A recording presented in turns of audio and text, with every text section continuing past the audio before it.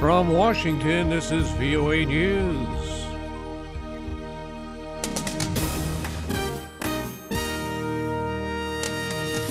UN Secretary General urges restraint in Ukraine crisis, one among many. Pistorius trial opens with neighbors' testimony. I'm Ray Kouguell reporting from Washington. The U.S. Ambassador to the United Nations strongly condemned Russia, saying there is nothing to justify its military presence in neighboring Ukraine. At an emergency session of the UN Security Council Monday, Ambassador Samantha Power called Russia's intervention an act of aggression and not the humanitarian mission Moscow is seeking to portray. Russia's Ambassador Vitaly Churkin read a statement from Ukraine's ousted pro-Russian President Viktor Yanukovych, in which he asked Moscow to intervene militarily to restore peace and stability to Ukraine. President Obama is warning of diplomatic and economic penalties if Moscow does not withdraw its forces. Mr. Obama says Russia is on the wrong side of history in Ukraine. Secretary of State John Kerry travels to the Ukrainian capital today to demonstrate what U.S. officials say is a show of support for Ukrainian democracy. UN Secretary General Ban Ki-moon is urging Russian and Ukrainian authorities to engage constructively in finding a resolution to the crisis. He spoke on the sidelines of the UN Human Rights Council, which opened in Geneva Monday.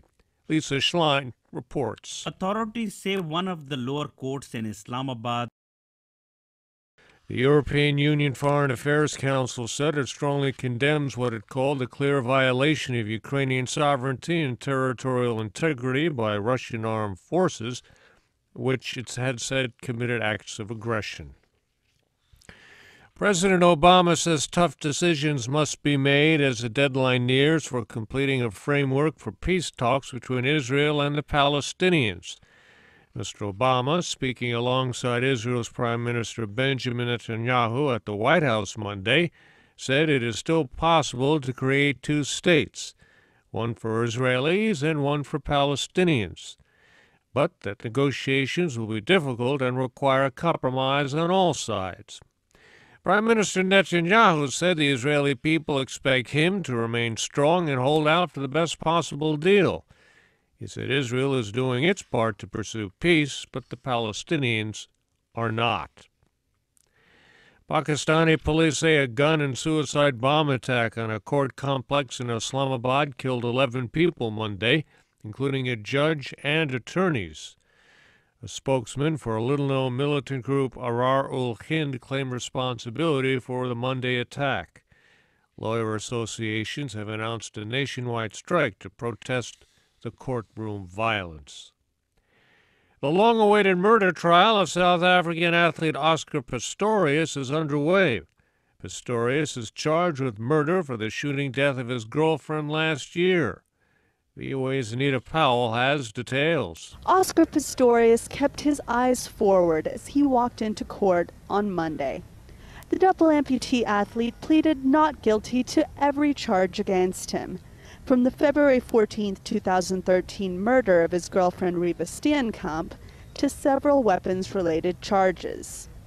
Not guilty, my lady.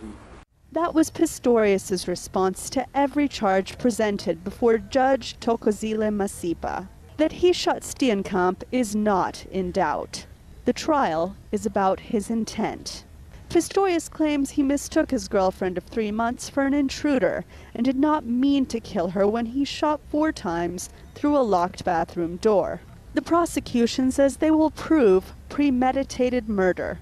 Anita Powell, VOA News, Pretoria, South Africa. China says it's captured the final 3 suspects in the stabbing rampage at a train station that killed 29 people and injured 143 others.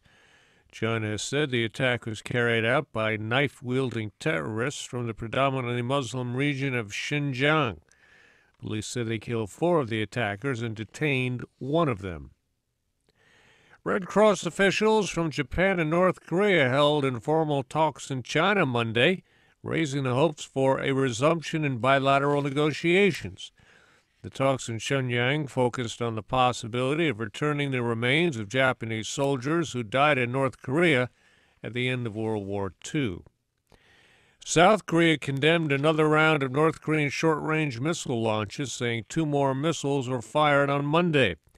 A Defense Ministry spokesman says the suspected Scud missiles traveled about 500 kilometers before falling into the Sea of Japan. Pyongyang has not commented on the latest launches. Microsoft co-founder Bill Gates regained his title of richest man in the world with a net worth of $76 billion. Bill Gates returned to the top of Forbes magazine's annual list of billionaires after a 4-year hiatus. He edged out Mexico's telecommunications mogul Carlos Slim Helú, whose net worth is estimated at $72 billion. Gates has topped the list in 15 of the last 20 years. I'm Ray Kouguell, VOA News. More at voanews.com.